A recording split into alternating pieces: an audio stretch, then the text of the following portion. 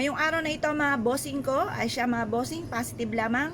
Tayo po mga bossing ko ay magpaparami ng kaperahan bukod po sa ating sipag at tiyaga, double time sa pagkayod. Gamitin ang ganitong mga pampaswerte para makaattract tayo ng kaswertehan lalo-lalo na tungkol sa usapin ng pera. Gamitan ang ating pong bawang at ganoon din po ang ating dahon ng laurel, mag-wish na mula sa ating pong puso. Bitbitin ito kahit saan po tayo magtungo.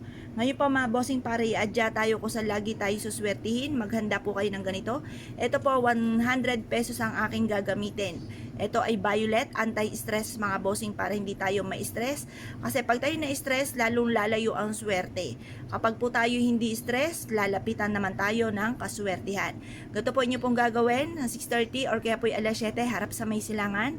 Maging positibo lang po sa buhay. Kailangan kung anong ibubukan ng bibig, siyang tinatakbo ng ating pong isipan at nagmumula sa ating pong puso para mabilis matupad ang ating mga kahilingan. Ganito po inyo pong gagawin sa pamamagitan ng pampaswerteng ito at sipag at tiyaga, double time sa pagkayod at sa mahigpit na kapit sa mahal na Panginoon. Matutupad lahat ang mga pangarap ko sa aking pong buhay at kung ano man ang mga pagsubok ko pinagdadaanan sa ngayon ay kaagad ko itong pagdadaanan at hindi ko ito tatambayan. Tsunaming swerte ang darating sa buhay ko at kailanman na hindi na ako mamumblema tungkol sa usapin ng pera.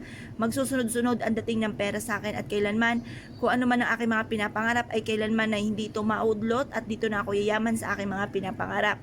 At syempre hingi kayo ng gabay na magtuloy-tuloy kung ano man yung mga pinapangarap po ninyo at maging matagumpay po kayo dito. At pagtapos nyo pong mag-wish, sabihin nyo po sa pamamagitan nito, sa pamamagitan ng sipag at tiyaga at double time sa pagkayod ay makakamit ko lahat ng mga pangarap ko at kailanman na hindi na ako mamumblema tungkol sa usapin ng pera. Ang pera kong ito ay dadami ng dadami at hindi na ako mangungutang pa or kung may mga pagkakautang kayo ay mababayaran ko na lahat ang aking mga pagkakautang at lagi ako magkakaroon ng napakaraming pera at hindi na ako muling mamumblema pa sa usapin ng pera. Yan, basta i-wish na po lahat ng gusto po ninyo, taimtim na panalangin mula sa inyo pong puso, maglaan ng ilang minuto ng pag-wish, taimtim na panalangin, paulit-ulitin nyo ibukas sa inyo pong bibig ang lahat ng mga pinapangarap sa buhay. Makapangyarihan ng ating pong bibig kung anong salitain niyan po'y magaganap. Ngayon po mga bossing ko kayo po'y naniniwala, subukan nyo po ito, proven po ito na maswerte. Kayo po mga bossing ko ay alisin nyo po yung mga umaano po sa isipan nyo na baka kayo ay malas, baka ganito, baka ganyan, napapangunahan nyo ng mga negatibo, lalo-lalo na mga bagay na hindi pa nagaganap. Kumbaga yan po ang tinatawag ninyo negatibo, kaya kailangan iwaksin nyo ang pagiging nega.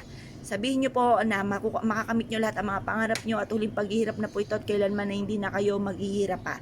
Ngayon po mga bossing, kung kayo po naniniwala at nais po itong gawin, makalipas po ng alas 8 ng umaga, kunin nyo po itong tatlong sangkap na ito, ilagay sa isang pouch, bitbitin kahit saan kayo magtungo or kaya ilagay sa ilalim ng inyo pong unan para kayo makatulog ng mahimbing, makapag-isip ng tama at magkaroon ng maging good mood po kayo pagising nyo. Kasi masakit sa ulo at saka nakaka-bad trip kapag walang tulog, kakaunti tulog.